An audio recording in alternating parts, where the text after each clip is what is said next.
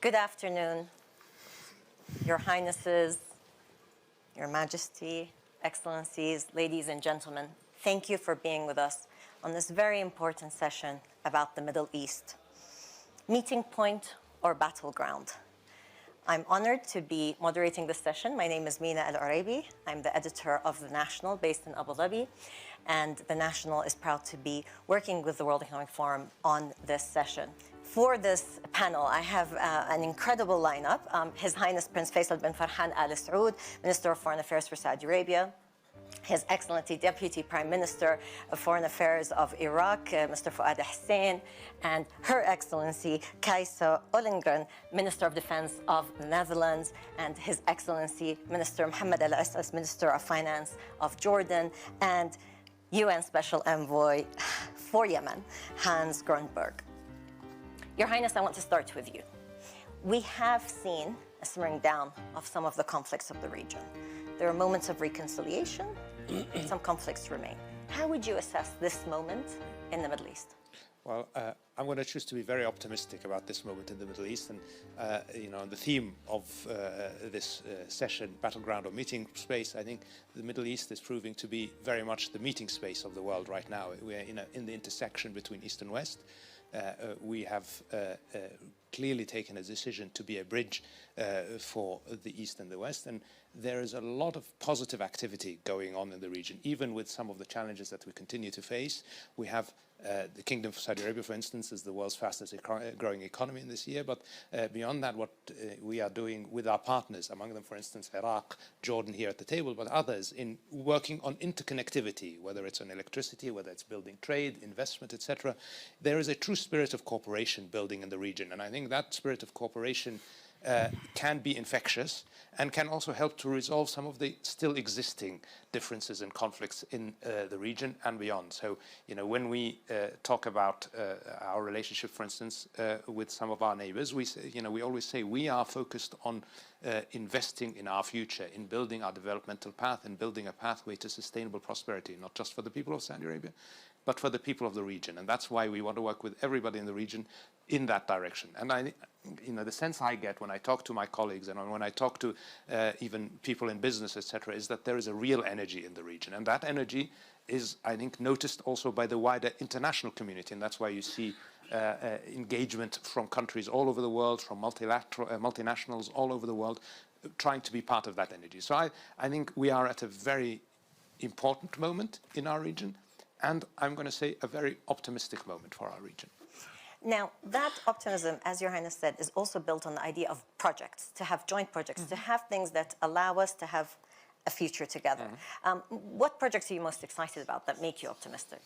So obviously, I'm most excited about Vision 2030 because that's our national vision, our national reform program. But in the context of the session, one of the key elements of Vision 2030 that we're working on is building the economy of our region, not just of Saudi Arabia. So, when we talk about what we do with our neighbors, it's all about investing. It's all about building sustainable economic growth in our region. First, because that secures our own national security. It's in our national interest, because if we have a secure, stable region, it allows us to focus also on our developmental path. But if we are able to help our neighbors to build strong economies with strong markets, that also then will feed our economic prosperity. So we are very, very keenly focused on any number of things. So we have with Iraq, with Jordan, with all of our neighbors in the region, joint committees where we work on clearly defined goals. So one of the things that the leadership in the kingdom is very keen on is let us not work on slogans or on broad ideas. Let us work on specific targets. Let us identify projects and work through those projects. And with every country in the region, Kingdom has projects, and also you can see, for instance, Jordan and Iraq and Egypt work together on a trilateral cooperation mechanism, and there are other examples. So there's a lot of activity in the region focused on working together on building a resilient economic pathway for all of us. Now, an important neighbor, of course, is Yemen. And the war, in some ways, has gone into a lull. There was a truce. Even if it has not been renewed, there's a sense of a truce. Yemen would be an important part of that economic integration if there was a solution. How can the war end? Well, the war can end, must end through a negotiated solution. That is the only way out, and that is our focus right now. We are working. The UN Special Representative for Yemen is here with us on the panel, and I'm sure he will as well. But we're working with our partners, international community. We're working in any number of ways to find a pathway to a negotiated solution. The government of Yemen is also very focused on finding a pathway to agree with the Houthis on an extension of the truce, and then eventually a final permanent ceasefire and a political settlement. The conflict is only going to end through a political settlement, and that needs to be the focus. And I can say that we are making progress, but there's still work to be done. How far is the progress? Can we be optimistic that we'll see an end to this war soon? It's a very good question, and it's a difficult one to answer, because it's predicting the future is something that one, especially someone in my field of work, needs to be very careful about. I just want to say, before going into answering that completely, I just want to thank you for allowing me to be on this panel, because as you know, and I'll allow myself to be a bit personal, you know that very well, that I am someone with a great level of affinity and love for the Middle East. It's a region that I truly believe in, and the title of this session, I think, is about whether the Middle East is a battleground or a meeting place. I believe it can be much more than a meeting place. It can be there is potential in the Middle East that can be unleashed. Obviously, there are still conflicts, as we noted, and as Your Royal Highness also went into. There are conflicts. Yemen is one of them. Yemen needs to be settled. You ask, can we see, and what are the challenges? Can we see a positive development there or not? I think that what we have seen for the last 9 months is a serious development in the good direction. The establishment of the truce on the 2nd of April last year is a significant change. One shouldn't fool oneself and believe that it's the end. It's a first step, but it's a significant step, because the truce allowed for the last 9 months for the violent exchanges between the warring sides to wind down. And we haven't seen full military activity as we have seen before. There are still exchanges, but it's moving in the right direction. More importantly, it has allowed the Yemeni population to feel that that the possibility of an end of this long conflict is real. That, I think, is critical. And therefore, if there is one thing I also want to underline here, is the gravity of the moment, the possibility that we have at this moment to take this conflict to an end. And there I am grateful for the cooperation that I have with the Yemen's neighbors, of which Saudi Arabia is one, but also there are others. And those of you who listened to my briefing to the Security Council a couple of days ago will have heard me expressing my gratitude not only to Saudi Arabia, but also to Oman in the intensified efforts that we have seen lately. In order to take Yemen forward towards what it needs, which is a comprehensive, inclusive political process that leads to the end. But I can also not only stop there, I also need to express my gratitude to the Kingdom of Jordan, which also in my work has also been a serious and an important ally in the work that we have done, and that is also something that I often come back to. But coming back to what you said, I think that believing that ending the war in Yemen is going to be easy, I think one should not fool oneself. It has gone on for almost 8 years. The level of mistrust remains, but serious steps have been taken lately, and that is something that we all need to build upon right now. And do you mind if I just quickly follow up? I think just on that point, I mean, we have a truce that's in place, but it's de facto in place. It's, it is actually expired. What we need now is we need to find a way to get that truce back reinstated. So, getting that truce in place was real progress, but we need to work to transition that truce into a permanent ceasefire. Is that going to happen? It's not clear right now. There is significant obstacles in the way. But if we can convince the Houthis and the government of Yemen to reach a permanent ceasefire, obviously the coalition will completely support that, and that then can open the way for political progress. Now, the UAE marked yesterday 1 year since the terrorist attack on the UAE, and it was quite a moment where actually, when I think back a year ago, we thought there was going to be an incredible escalation, and yet from that moment of difficulty and hardship and loss of life, there was also a push towards let's de-escalate. So I want to ask you about the regional impact of Yemen. And in your work, you do not just speak to the Yemenis and the Saudis, you speak to many in the region, including the Iranians. And so is there a sense that from all the parties in the region, including the Iranians, and I respect that, of course, as a UN envoy, you won't divulge what they say to you in private, but a sense that this moment of optimism is actually shared across the region? I truly believe that there is an understanding among all countries in the region, all countries on the Arabian Peninsula, and also on the other side of the Gulf, that the conflict is not to the benefit of anyone. It has brought pain and misery to 30 million people and needs to come to an end. And there is no way that this conflict can in any way represent anything of beneficial for the region, regardless of where you watch Yemen from. And there, I think I have, since I began my tenure, managed to establish good and healthy relationship with all countries that are neighboring, and also others that are engaged on settling the conflict in Yemen. And I think that we are in a moment where there is an understanding on how that the conflict needs to end. Then there will always be differences on how and what, and the details will have to be negotiated. But the support of the region and the support of the broader international community, and I cannot also forget the broader one, including the Netherlands, that has also an active role playing also on some particular files related to Yemen, is absolutely critical in the work that I do.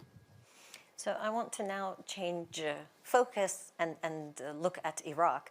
Also the sense that there's a shift. Iraq started to host regional meetings. We know that there have been a series of meetings between Saudi Arabia and Iran, but also the wider Baghdad Forum. And the second iteration was just held in Jordan recently.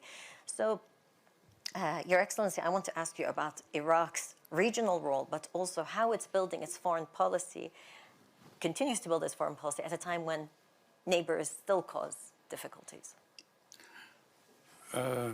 Iraq, since 2003, it became a democratic system, and it is an open society. And of course, being an open society and a democratic system, it brings with it also some problems. There is a big interaction between the internal politics and external politics. In this case, I'm talking about regional politics.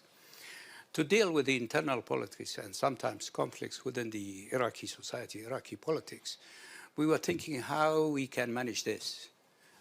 So in the first place, we were thinking about how we can manage the problems inside Iraq. So at the end, after discussing and studying this situation, we have seen that the link between the internal politics and regional politics. And there is huge interaction. So we started to manage also the internal politics outside the border and to deal with regional politics. Dealing with the regional politics, there were many tensions. It is true now, it's less, but there was tension among various countries. And Iraq, because of the fact that Iraq has got good relationship almost with all neighboring countries of Iraq. So it was possible for Iraq to contact all these countries. And at the other end, to bring them together and to have discussion. First on bilateral level, and then we had the forum, version 1, we call it Baghdad forum, in Baghdad, and then the second meeting was in Amman. The security of the region is interlinked, and there is an interaction. So security inside Iraq needs also security in the region, and security in the region needs security inside Iraq. We have seen it during the attack of the terrorists in Iraq, and at the end, occupying 1/3 of the Iraqi territory and about 50% of the Syrian territory. It was not only a threat to Iraqi society and Iraqi political system. It was a threat to the region, but it was also a threat to international peace. So we need a regional security, in fact. To have regional security, we need dialogue. That's the only way. And we need less tension. And Iraq was able and is still playing this role in bringing all these countries together. And we are happy about this role. And the meetings are significant, but often you'll have cynical journalists like myself who will say meetings are great, photo opportunity is great, but then what happens? And you're right, to build trust, you need connection, you need this conversation, but then you need the next level, because Iraq continues to suffer, be it drone attacks, be it water resources being cut off and others. So how does that relationship building then develop into securing Iraq further? The relationship between Iraq and Turkey and relationship between Baghdad and Tehran has to do with the geography, but has to do also with history, as well as culture and economic interests. So when there are some problems, the question which we raised for ourselves, how are we going to deal with these problems? When we look to the history of Iraq, and we have seen it, that Iraq was in war, internal fighting, but also external wars, for about 50 years. So that's why, in principle, we are against any kind of wars. But at the same time, there are conflicts. And we have got some problems with Turkey when they attack Iraqi territory, as well as Iranian. So how are we going to deal with this? We recognize that there are some organizations inside Iraq, political organizations, which belong to Turkish society or Turkish politics, and they are functioning or they are in opposition against the Turkish state. At the same time, there are some organizations inside Iraq which are against the Iranian. And our constitution, Iraqi constitution, doesn't allow us to have organizations on Iraqi soil and operating against our neighboring countries. So we have our own duty. But at the same time, attacking another country, this is against international law, as well as against the Iraqi sovereignty. So in this case, we are in discussion with both countries, to be honest, with Tehran and Ankara, how to stop these attacks in the first place, and how to solve these problems of these organizations, which belongs to Iranian opposition and Turkish opposition, how to solve these problems. Once again, we are coming back to dialogue. Without dialogue, we cannot solve it. These problems are internal problems inside Iran. And the groups which are from Turkey or opposition, they are in the opposition against Turkey, they are internal problem inside Turkey. So part of it, they must solve it, but part of it, we can deal with it, but in cooperation with both countries. So we need to have intensive dialogue and real dialogue about solving these problems with both countries. I want to turn to you, Your Excellency, because of course, the Netherlands is among the countries that maintains military presence. You were in Iraq recently. And I'd like to ask you about how you assess the security dynamic in Iraq, because as Minister Fuad Hussein just said, Iraq's security impacts the region and the world. Yeah. How do you assess it today? No, absolutely. That's true. I just visited Iraq, and what I heard there, and also what I'm hearing here today is that does give reason for optimism. And so I share the optimism that I hear here today. But we also have to be fair. There are tensions, there are problems that should be solved by dialogue, by resolve also, I think, to continue. You have a momentum now, momentum for stability, a momentum for regional cooperation. We always say in the Netherlands it's better to have a good neighbor than a distant friend. And I think that is what we're seeing now. The Middle East is such an important region for the world, and stability in the Middle East is in our best interest. And while there is so much going on in the world, and people think perhaps that we in Europe are now so much focused on the war in Ukraine, and yes, of course, we are, but we're not forgetting about the Middle East. The Middle East is we have our partnerships there as well. So if you take Iraq, for instance, where we were in the fighting mission, fighting Daesh, in the alliance led by the Americans, we are now in a completely different phase, where we try to support stabilization and more focus on helping the Iraq security institutions, so also the armed forces, of course, to improve and to professionalize. And that is our role. So it's completely different. But we don't want to leave and say, so the war is over, it's stable now, we have other priorities. We want to be a partner. We want to share in the professionalism that we're seeing being built there, because it's so important for us. And I think you have to be there for the long run.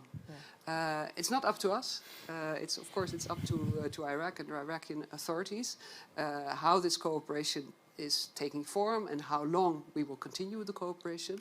But we are there in friendship because we believe it is important to show that partnership. Daesh, how much of a threat do you still see it? Well, it's still a threat, but it's not in the same way as it was before. I mean, the war against Daesh, you could say, is won. But of course, there are still cells, there are still attacks, there are still terrorists there. And that has to continue, and I think that the Iraq security forces are also doing a good job in dealing with this. If you allow me to react on this issue, in the first place, I would like to thank the Dutch government supporting Iraqi security forces as part of the larger alliance against ISIS. They did an excellent job during the fight against ISIS, and now giving advices to our security forces, but also giving training to our military and other security forces. As for Daesh, the threat is different, of course. The Iraqi forces were able to destroy the so-called the Islamic State. The terrorist organization went back to its original activity as a terrorist organization. Having said that, there are some threats, especially there are various camps inside Syria, and there are various terrorist organizations inside Syria, including ISIS. And as you know, it is easy for those terrorists to cross the border and coming from Syria to Iraq. The other aspect of this organization, I mean ISIS, has to do with the ideological background. It is defeat. It is a fact that military-wise, they have been defeated. But ideologically, we must do a lot of work because it is possible for them, once again, to reestablish themselves and reorganize themselves. And once again, they will be dangerous not for Iraqi society, but for the whole Middle East. So it is important to continue this cooperation. It is important to continue the fight against ISIS in various fields. Your Excellency, you raised the fact that the threat is still there, ideologically, but also there are certain grievances that will remain. And there are certain issues to do with economic situations, Correct. Vast unemployment. Iraq just recently released its numbers of population. 40% of Iraq's population is under the age of 15. We have economics. Now, that's just Iraq. When we look at the region, youngest region in the world. So here we talk about money. Not only money, but development, opportunity, creating opportunity. If we see a momentum here, how do we then translate that? So people on the street feel that there's a difference when conflicts calm down, when people are not thinking not only about extremism, but raising arms for whatever it is. So I turn to Minister Al-Assas, and I want to ask you about, we have this global fragmentation. We have concerns economically. Perhaps the region is not as badly hit as other regions, but it's unfortunately looking like it will come to us. How do you deal with that from a financial and economic point of view? Thank you, Mina. I think I'd like to revisit the premise itself, meeting point, conflict point. For whom? I think we need to start to think of the region as an end in itself. Even our name, the Middle East, we used to be the Near East when the center of gravity used to be the old empires, shifted to the new empires, we became the Middle. I think the region needs to be approached indigenously as an end by itself. And I like the momentum that's taking place in the region these days. We are moving towards stability. We're moving towards an era of owning our own future. 10 years ago, you and I were here at the WEF, talking as the conflict shifted from interstates to intrastates. Well, now we're carrying the scars of both, and we're moving forward. Then there was COVID, stagflation, Russia, Ukraine, and we're still carrying the scars of all and moving forward. But I think we need to be very vigilant as the global economy has become so. I think we used to think of black swans as tail-end events.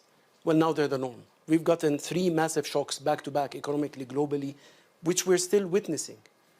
And I think we need to start preparing ourselves for these shocks as the norm rather than every blue moon. If you connect all of the above, we kept the economy for the end. I think that's the problem. The problem starts with the economy.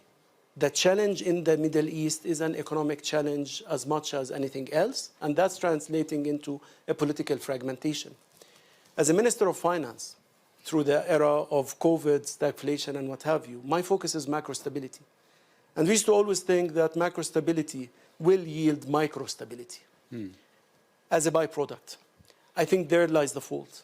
I think we have to treat it as a prerequisite for macro stability. Households need to believe, genuinely believe in the Arab world, that the standard of living of their children will be better than their own. And it's this deficit of hope that denied the region a lot of its potential, that made us stop from dreaming of a better tomorrow. And I think we need to regain the momentum of owning a better future. And it starts with thinking indigenously. Yes, we're in the same body of water, but we're in different boats. There are oil exporters, there are oil importers, and within oil importers, there are countries which front-loaded reform before the storms hit, like Jordan. We got upgraded at a time when many countries in the world are getting sovereign downgrades, and there are countries which haven't. And I think we need to differentiate and vote with our own investment money. What model does the region deserve to have? And that's our starting point. Now, I want to follow up with you, but I am also cognizant that we're going to run out of time. So I want to open the floor for questions. Please, if we can get a mic here. And if you could kindly identify yourself and who your question is for in the panel. Thank you. Ishan Tharoor, The Washington Post. Good to see you all, and thank you all so much for being here. This is a question I suppose I would direct to the Foreign Minister of Saudi Arabia. In Washington, there is a great degree of enthusiasm about the Abraham Accords and what has been seen as a real changing shift in the region vis-a-vis Israel, especially from the Gulf states, the states that have recognized or created relations with Israel, and those that are warming to Israel in certain ways. How does the new government that we see in Israel, one that includes incredibly extremist figures in its top ranks, affect this changing trend? Okay. I mean, look, Palestine remains an incredibly important, evocative issue in our region. It remains incredibly consequential and remains unresolved. And the focus really needs to be on a pathway to resolving this conflict. And that's only going to happen with negotiations between the Palestinians and the Israelis in the spirit of reaching real agreements and reaching, in the end, we believe, a Palestinian state with East Jerusalem as its capital. And that should be the priority, and that should be an engagement that we're doing in the international community. The new government in Israel is sending some signals that maybe are not conducive to that. I hope that in the end, they will see that it is in their interest, and not just their interest, but the wider region, that they engage seriously on resolving the Palestinian conflict. Because if we resolve that conflict, if we are able to find a resolution that gives the Palestinians dignity, and I like what Mr. says, it's just that hope. Hope is the key. We need to be able to give the Palestinians hope, and the only pathway to hope is a state and dignity and sovereignty for the Palestinian people. If we can do that, that removes a huge drag on the entire region, a source of potential conflict that is always going to be there if not resolved. So that needs to be the focus, and certainly that's what we feel is the priority. Any further questions?